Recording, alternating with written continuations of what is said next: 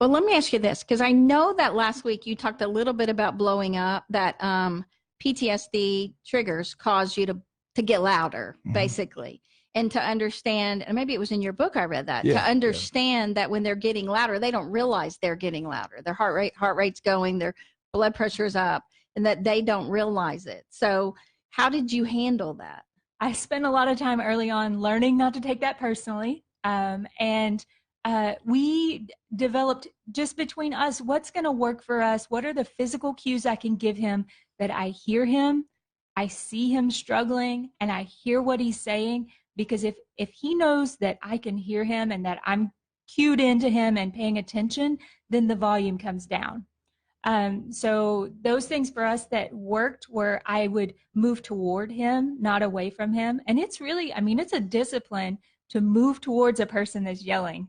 You want to run away from that person. So move towards him, not away from him. Maybe put my hand out like I'm going to hold his hand. I would say things like, I hear you, I see you trying. And so I try to do those verbal and nonverbal cues that will help him go from 100 maybe back down to like 75 so he can talk to me. Well, and those are good things to know. How long did it take you as a couple to work through getting to where things are that new normal? Where did you get? How long? We were working on it this morning. Yeah, we still do it every day. I think that's one of the misnomers is people think you get to a place where it's like Disneyland again. It's not. We are committed to each other as a couple to manage whatever it is and make a life together.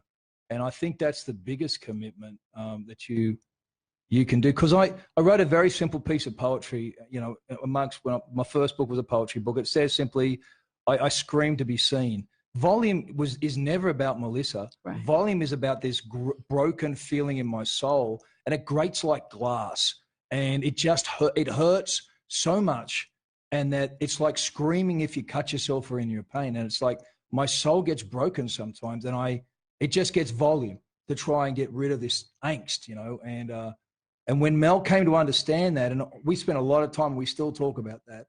I'm never screaming at her, never scream. I never raised my voice at my wife. I raise my voice at the rest of the universe.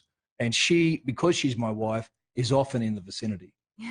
I'm in the path, you know, sometimes of the storm. And even in the midst of it, because you could get really ticked off if somebody's yelling at you and they're saying things that aren't very nice. And in the midst of it, if I can say, no, he's not upset with me, he's just upset.